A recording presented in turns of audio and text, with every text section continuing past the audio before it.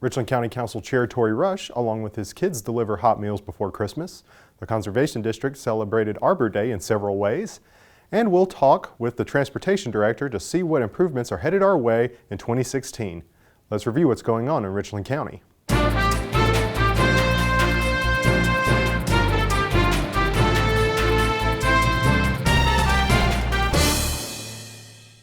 Council Chairman Torrey spent a day leading to Christmas volunteering his time to Senior Resources Meals on Wheels program. Along with his 3 daughters, Mr. Rush visited 10 homebound residents and delivered hot, nutritious meals. The program delivers about 80,000 meals a year with the help of hundreds of volunteers. Meals on Wheels is just one of the many services provided by Senior Resources, which is funded in part by Richland County. While they're out during the holidays, I wanted to make sure that they understand community service and how to give back. And what better way than to have them deliver some meals to some seniors, and you never know with our senior population the amount of wisdom that they can get from them as well. So I think it's good. I think they'll enjoy it, and we want to make sure that they understand the importance of giving back to their community and being a good neighbor. We started to talk about our seniors in our community, the ones who've laid the foundation for this community. I think it's important that we make sure that we take care of them and we provide resources to make sure that they're okay. And this is part of it. This is part of the resources that Meals on Wheels is what we provide to seniors. So I'm excited to be a part of it.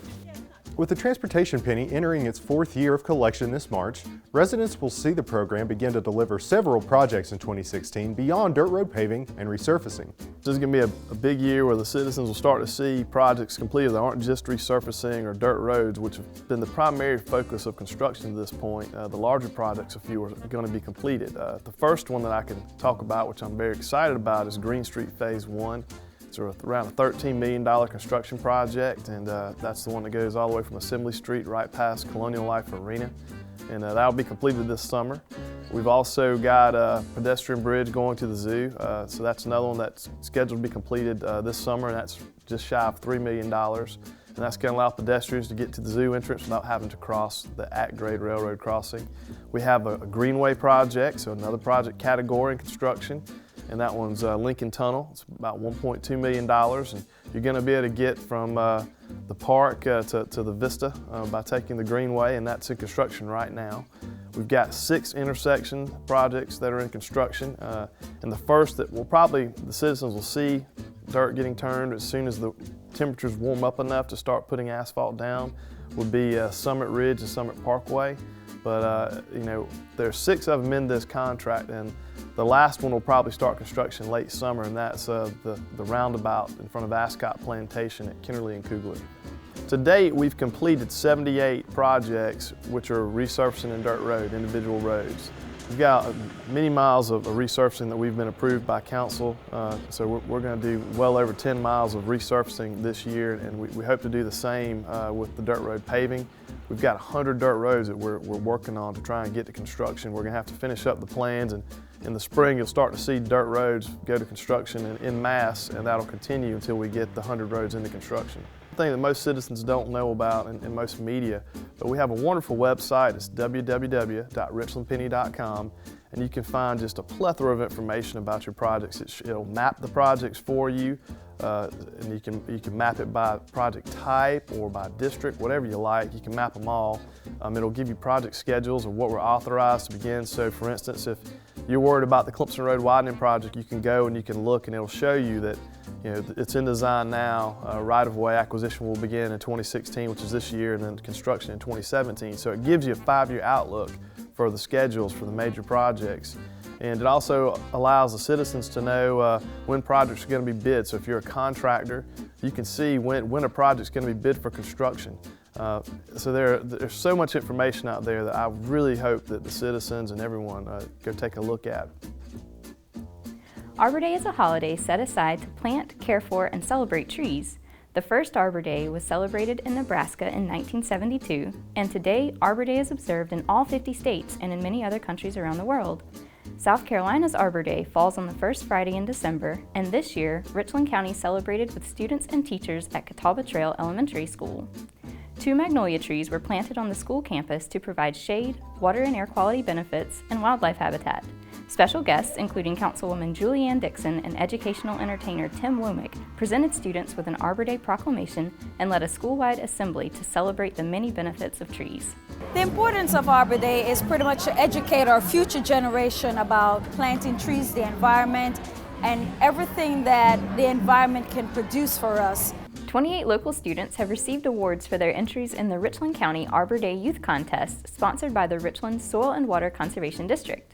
This year's contest theme was Celebrate Arbor Day, and students were challenged to respond with entries in 4 categories: performances, recycled art sculptures, writing, and greeting cards.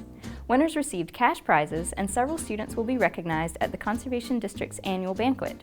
A complete list of winners is available online at rcgov.us/rswcd.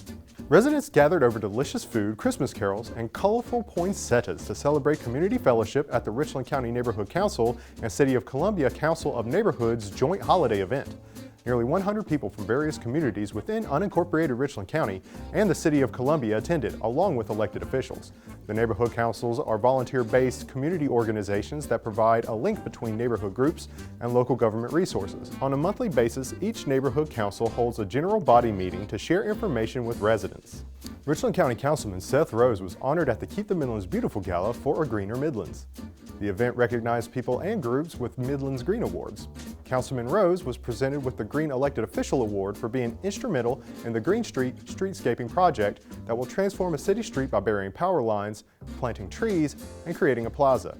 Councilman Rose also made a motion this past year that all Richland County penny projects are to be presented with a cost analysis to determine the difference between having buried utilities and above ground utilities, with the hope that lines can be buried where feasible and replaced with trees. Whether you're a newcomer to Richland County, a visitor, or a longtime resident, a new guidebook called About Richland, an amazingly cool county, has all the information you need to learn something new about Richland County.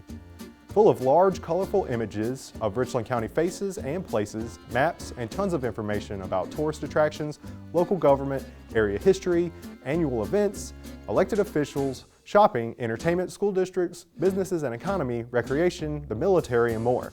About Richland can be viewed online and also downloaded and printed right at your home. A limited supply of hard copies will be available at various locations throughout the county. To view the guidebook electronically and to print your own personal copy for free, visit rcgov.us and click the new Uniquely Urban, Uniquely Rural logo. Richland County has been named a Cigna Wellbeing Award honoree for its commitment to improving the health and wellness of employees through its workplace program. The award from the International Health Services Company recognizes the efforts of the Richland County Human Resources Department, which developed a 5-year health and wellness strategic plan to improve employees' health and save money. Cigna, Richland County's healthcare provider, created the Wellbeing Award to recognize employer clients and have a positive impact on the health and well-being of their workers. Applicants reviewed and judged by the Internal Review Committee from Cigna are evaluated based on the core components of their wellness program, including the goals, implementation, incentives, leadership engagement, and employee participation. Richland County employees participate in health fairs, on-site seminars, physical challenges, and more. In addition, Golden Apple Awards are presented to employees nominated by other employees for their wellness achievements, such as losing weight and quitting tobacco. Richland County believes improving the health of county employees saves taxpayer dollars, and we are very pleased with this recognition from Cigna.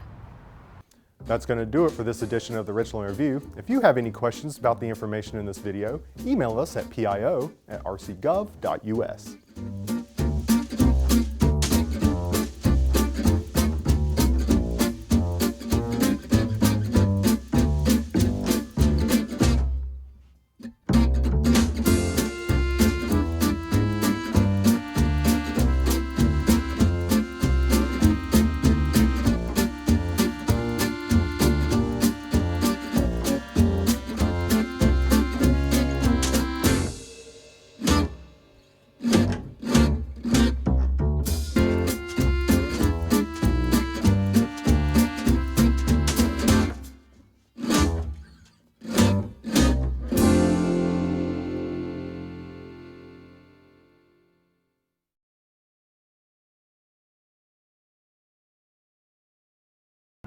Richland County.